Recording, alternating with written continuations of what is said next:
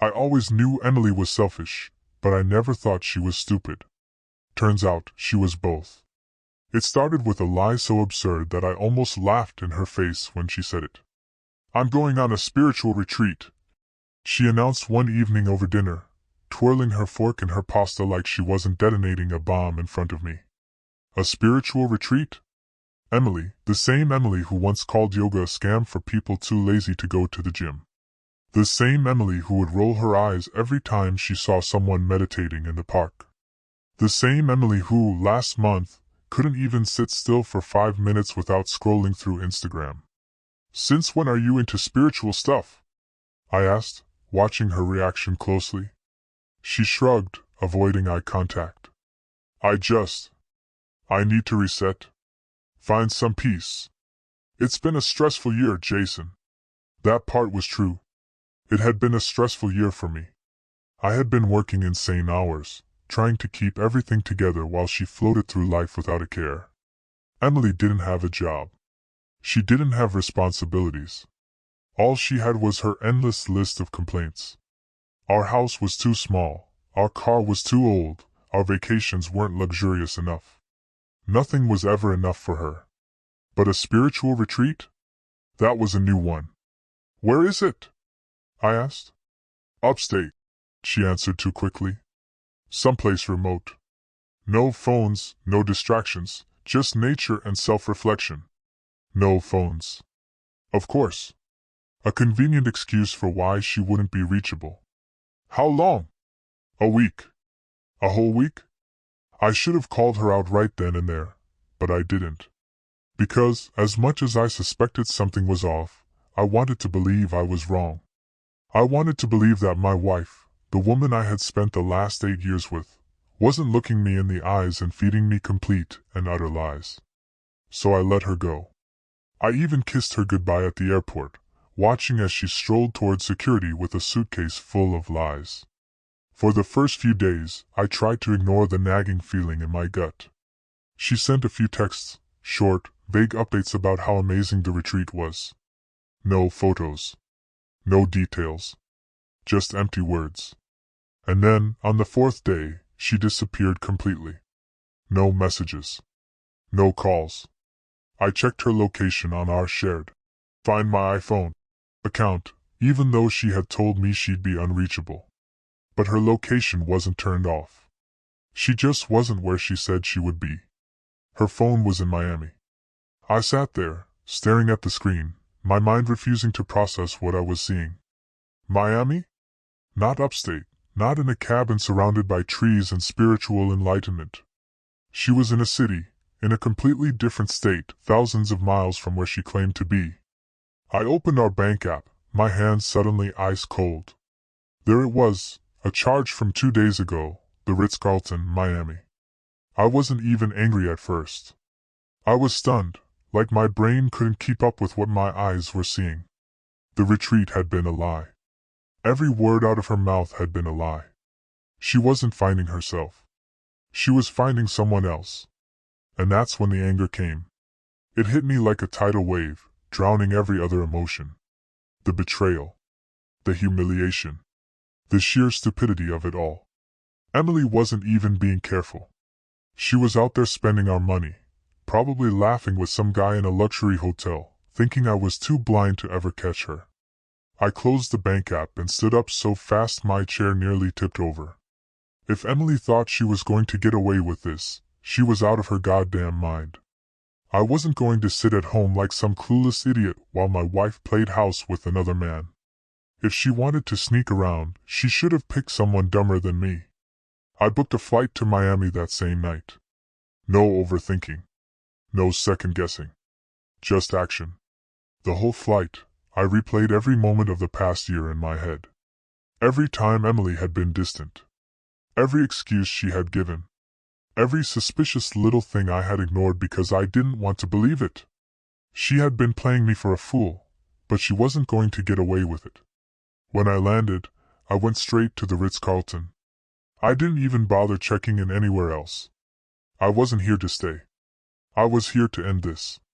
The hotel lobby was everything I expected, sleek, expensive. The kind of place Emily had always drooled over but pretended was beneath her. I walked up to the front desk, heart pounding, and forced a polite smile. "Hi, my wife is staying here, but I forgot our room number." "Emily Thompson." The receptionist barely glanced up. "Let me check." She clicked away at her computer, then nodded. "Mrs. Thompson is in room 1823. So casual, like she hadn't just handed me the key to my wife's betrayal. I took the elevator up, my hands clenched so tightly my nails dug into my palms. Every ding of the elevator made my pulse hammer harder. What was I about to walk into? Was she alone? Was she with him? Would I recognize him? Would I lose my mind the second I saw them together? I reached her floor, walked down the long, quiet hallway, and stopped in front of 1823. For a second, I just stood there. Then, without giving myself time to hesitate, I raised my fist and knocked. Silence. Then soft footsteps. The door swung open. Emily stood there in nothing but a hotel robe, her hair damp, her eyes going wide as soon as she saw me.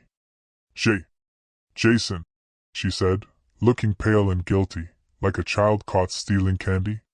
Surprised? I said, my voice calm, too calm, even scaring me. I don't understand. What are you? Cut the crap, Emily. I stepped forward, forcing her to move back. She clutched the robe tight, as if that could somehow protect her from the storm that was about to hit. No retreat, no meditation, just Miami. A 5-star hotel. And who else, Emily? Who else is here? Her mouth opened, then closed. She was scrambling, searching for a way out. And that's when I heard it, the sound of the bathroom door unlocking. A man's voice. Babe, do you know where I left my... He stepped out, shirtless, a towel around his waist.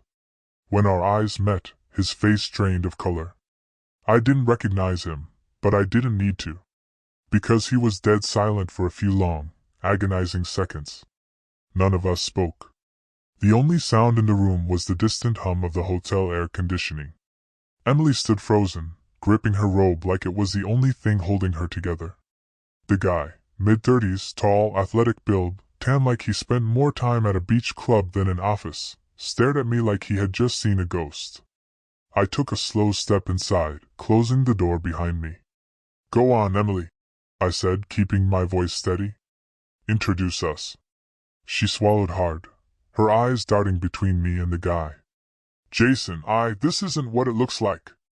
I actually laughed, a short, humorless sound that made her flinch. Really? Because it looks exactly like what it is. I turned to the guy, whose entire body had gone stiff. And you are? He hesitated. Then, in a voice that tried way too hard to sound confident, he said, Ethan. Ethan? What a joke. Well, Ethan, I said, taking a step closer. Do you know who I am? He hesitated again. I think I should go. He moved toward his suitcase by the bed, but I stepped in front of him. That's not what I asked? He stopped, looked at Emily, then back at me. He knew, of course. He knew. I turned back to Emily, who was still standing there like a deer in headlights. How long? She blinked. What? How long? My voice dropped lower. How long have you been screwing around behind my back? Her face twisted like she was deciding whether to lie.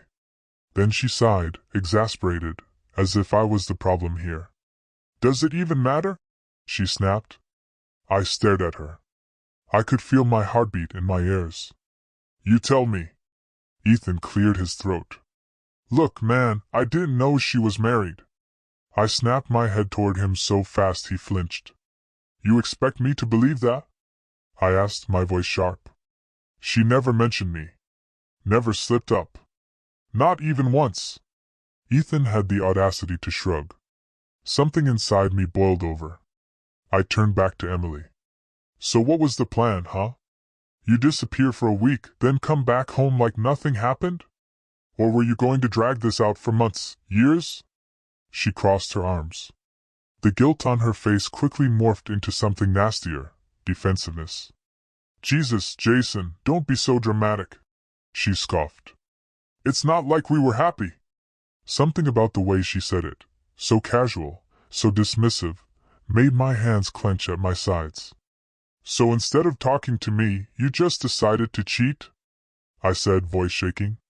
Instead of telling me you were done, you went and... I gestured at Ethan, who was now awkwardly putting on his shirt, avoiding eye contact.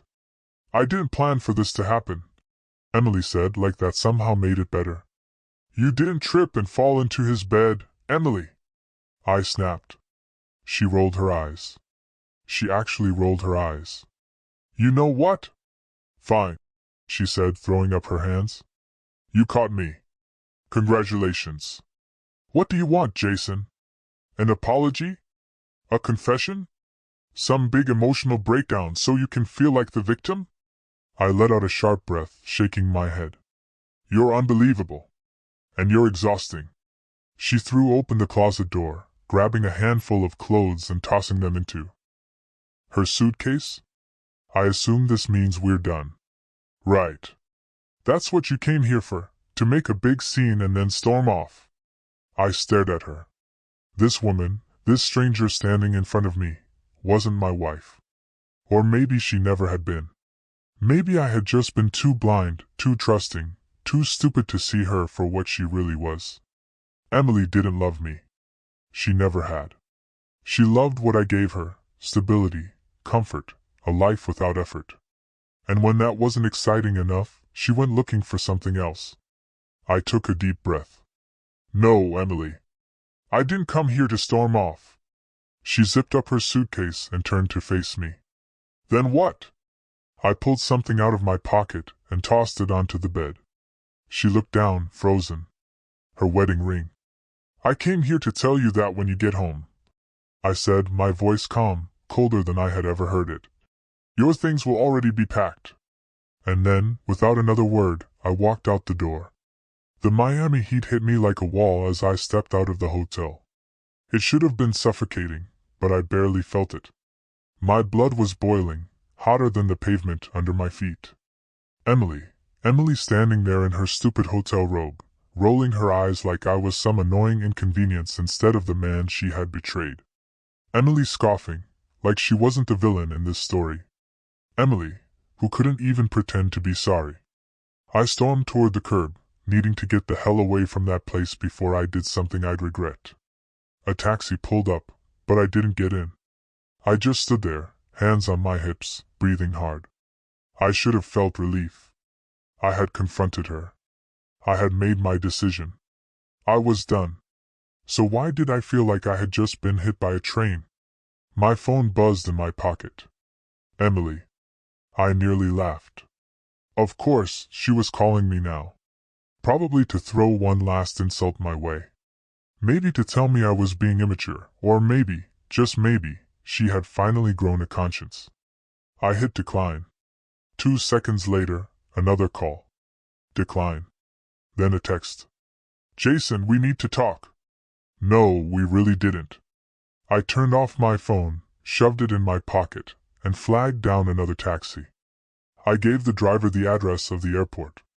I had no interest in spending another second in the city. The entire flight home, I kept replaying the scene in my head. Emily's face when she saw me. Ethan stepping out of the bathroom, caught like a rat in a trap. Her words, "You're exhausting." Like I was the problem. Like she wasn't the one who had just detonated our entire marriage. I clenched my fists, trying to steady my breathing, but no amount of deep breaths could change the fact that my life had just been burned to the ground, and Emily didn't even care. When I got home, I didn't hesitate. I meant what I said. I was done. I grabbed a suitcase and started throwing Emily's things inside. Clothes, shoes, makeup, every stupid overpriced face cream she insisted she couldn't live without. The whole time, I kept waiting to feel something. Grief, regret, second thoughts. But all I felt was rage. How long had she been doing this? How many times had she come home, kissed me, told me she loved me, while some other guy was still fresh in her memory? I opened a drawer and found our wedding album. My stomach twisted. I flipped through it, staring at the photos. Emily smiling like she had won the lottery. Emily dancing with me at the reception. Emily looking at me like I was the only man in the world. I slammed the album shut and tossed it in the box with the rest of her things. By the time I was done, my hands were shaking, my heart racing. I took a deep breath, then another. And then, like some cruel joke, I heard it, the front door opening, footsteps. A voice. Jason. I turned around. There she was. Emily. She had come home. Emily stood in the doorway, suitcase in hand, her expression unreadable. For a second, either of us spoke. We just stared at each other, like two enemies meeting on a battlefield, both waiting to see who would make the first move. I made mine. I turned my back to her, grabbed the last box of her things, and dropped it by the door. Her eyes flicked to it. You've got to be kidding me. I folded my arms. You thought I was joking? She let out a short, incredulous laugh. Jesus, Jason, you really packed my stuff? What, you think you're some kind of movie character? Some dramatic husband making a grand statement? She rolled her eyes. Grow up. I clenched my jaw so hard I thought my teeth might shatter. Oh, I'm the one who needs to grow up. I shot back. Not the woman who ran off to Miami with her side guy and didn't even have the decency to. Her expression flickered just for a second. I saw it, the little twitch in her lip, the flash of something in her eyes. But then, just as quickly, she smoothed her face into something neutral. I told you, she said, shifting her weight. It wasn't planned. I let out a sharp laugh. Right. You just accidentally ended up in Miami with another man. Must have been a real shock when you woke up in the Ritz-Carlton with him. She sighed, rolling her suitcase inside, like she hadn't just walked into her own eviction notice. Can we be adults about this? You've made your point. You're mad. I get it. But can we actually talk? I exhaled slowly, trying to keep my temper in check. Talk about what, Emily? I gestured to the boxes. You made your choice. Now I'm making mine. She let go of the suitcase handle, her jaw tightening. You're seriously kicking me out? Just like that? I stared at her. Why the hell would I let you stay? She scoffed. Oh, I don't know, Jason. Maybe because this is our house. She spread her arms like I was missing something obvious. Maybe because one mistake doesn't erase 8 years of marriage. I barked out a bitter laugh. One mistake? That's what you're calling it. She crossed her arms, her expression shifting into something colder. What do you want me to say? That I regret it? That I'm sorry? She shook her head. You wouldn't believe me, even if I did. You're right, I said flatly. I wouldn't. Something in her snapped. God, you are so self-righteous, she hissed, stepping closer. Like you were some perfect husband. You barely paid attention to me, Jason. You were always working, always stressed, always too tired to even look at me like you used to. I stiffened. So that's your excuse? I worked too much, so you had to cheat? She threw up her hands. I'm saying I was unhappy, and instead of fixing it, I found something else that made me feel what? I cut in, my voice sharp. Excited. Wanted. Like you were getting away with something. She looked away, her lips pressing into a thin line. I took a step forward. You know what's funny, Emily? I was unhappy too. But you know what I didn't do? I didn't run off and sleep with someone else. I didn't lie. I didn't destroy the one person who trusted me. She swallowed hard, but still no apology. Just silence. I exhaled through my nose, forcing myself to stay calm. You can be unhappy, Emily. You can fall out of love. But the second you cheat instead of walking away, you become the villain. And I don't give second chances to villains. Her face twitched. She knew. She knew there was no talking her way out of this. I reached down, grabbed the handle of her suitcase, and rolled it toward the door. Take your stuff and go. She didn't move. Emily, I said, my voice low, steady. Get out. She let out a slow breath, then with a look that I couldn't quite place, she reached into her pocket, pulled out her phone, and started typing. I frowned. What are you doing? She ignored me, fingers flying across the screen. Then, after a few seconds, she held it up. Miss M. My phone buzzed in my pocket. I pulled it out. One notification from our bank. Emily withdrew $10,000 from our joint account. And then, with a sickeningly sweet smile, she said, If you want me gone, Jason, consider this my parting gift. I stared at the notification on my phone, my brain refusing to process it. $10,000 gone. My hands clenched around the phone so hard I thought I might crush it. I lifted my eyes to Emily, who was watching me with that smug little smirk like she had just played the winning hand. You're joking, I said, my voice disturbingly calm. She tilted her head. Nope. A slow, creeping realization settled over me. She had planned this. She knew I was going to kick her out, and instead of leaving with whatever dignity she had left, she had decided to make one last move. One last screw you. That's our money, Emily. She rolled her eyes. No, Jason. It was our money. But since you're throwing me out like trash, I figured I'd take a little severance package. My jaw tightened. You didn't earn that money. She laughed, shaking her head. And what, you think you did it all on your own? You think this life, this house, everything we built together was just you? She crossed her arms. I was here too, Jason. I supported you.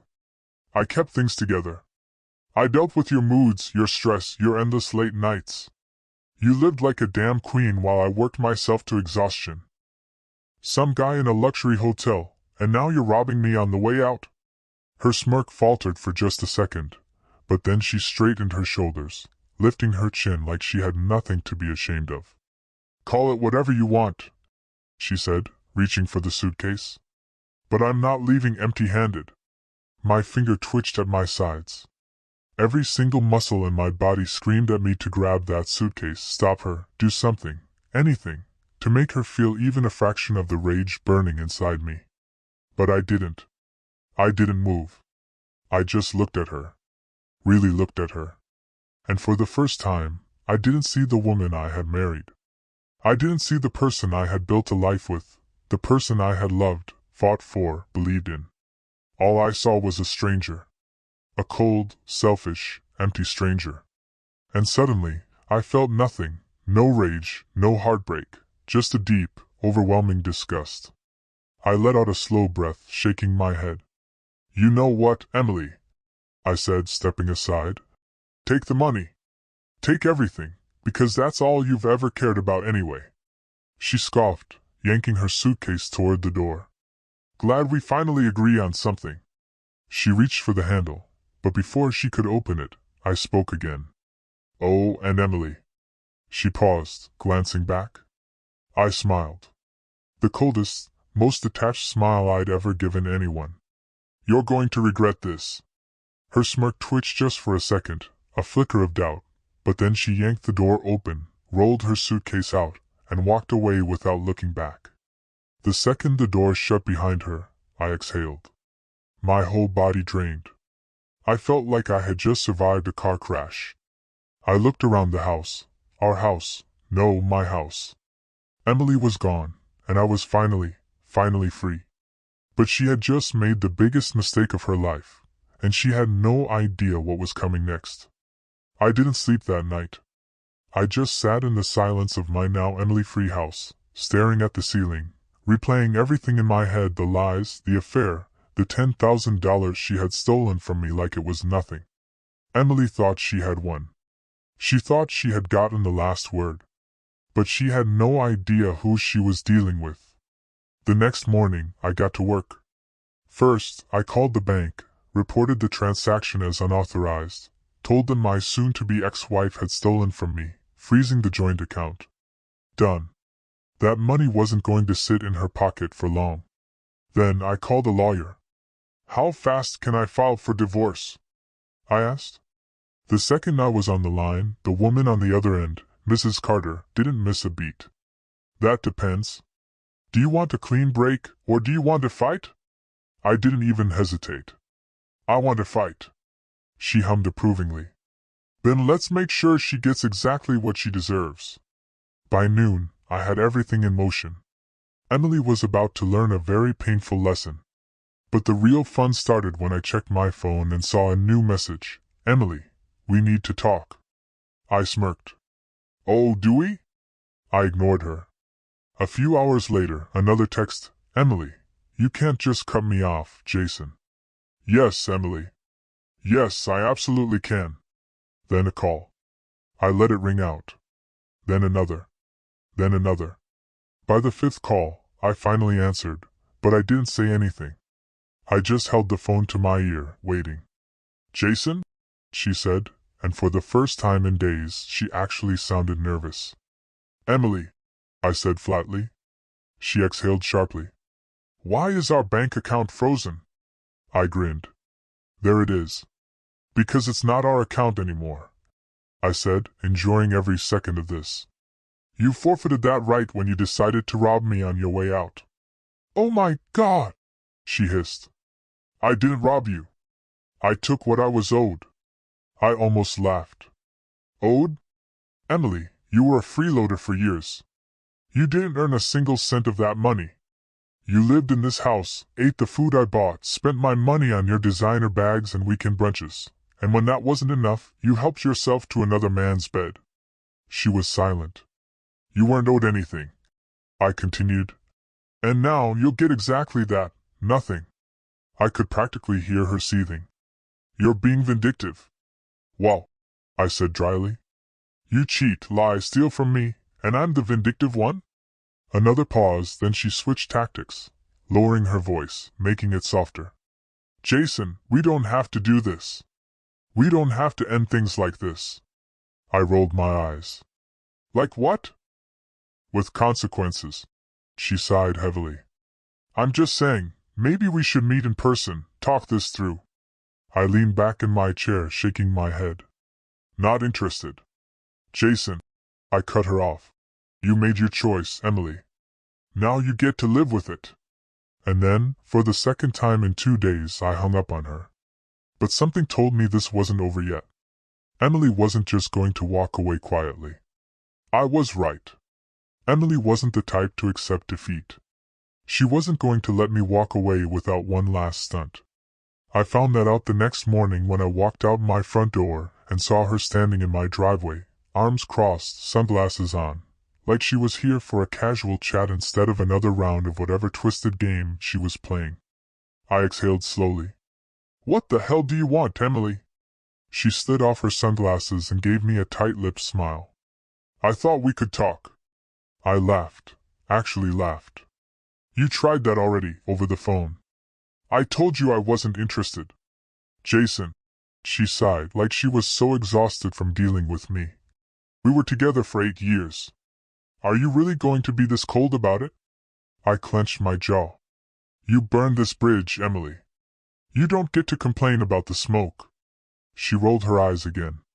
I was starting to think she had no other reaction to anything. You're acting like I killed someone, she said, tilting her head. People cheat, Jason. It happens. I blinked. I actually needed a second to process what she had just said. It happens? I repeated, like what? A car accident? A spilled drink? Just a random, unavoidable event? She shrugged. I mean, yeah. It's not like I planned it. I clenched my fists. You packed a suitcase, booked a flight, made hotel reservations, spent our money, lied to my face. I stepped closer, lowering my voice. You planned all of it. Her eyes flickered, but she recovered quickly. Fine. You want me to say I was wrong? I was wrong. She spread her arms like that should be enough. Happy? I stared at her. No, Emily. I'm not happy. Because you don't mean a word of it. She sighed, tapping her nails against her arm. Look, I didn't come here to fight. I just think we should be reasonable about this. Reasonable? I repeated. Emily, you stole $10,000 from me. She made a face. Okay, first of all, I was planning to give it back. I raised an eyebrow. You were? Yeah, she said too quickly. Once I, figured things out. I folded my arms. Figured what out? She hesitated, and that's when it hit me. She was broke. The money had been frozen. She had nothing. That's why she was here, not to talk, not to be reasonable. She needed me to fix the mess she had made. I smirked. Oh my God, you thought you could come here and sweet-talk your way back in, didn't you? Emily's expression darkened. That's not... Jesus. I cut her off. You're not the mastermind you think you are. She stiffened. Excuse me? I stepped closer. You thought you could cheat, take my money, walk away like you won, and now that things aren't going your way, you want me to be the nice, understanding ex who helps you out? I let out a sharp laugh. No. That's not happening. Emily's face twisted into something ugly. You are such an... Jason. I shot back. Her nostrils flared. You know what? Fine. Keep your money. Keep your stupid house. I don't need you. Good, I said, stepping past her. Then why are you still here? She opened her mouth, then closed it. For the first time, she had nothing to say. I smirked. That's what I thought. I turned, walked back inside, and shut the door in her face. Emily wanted a war, but I had already won.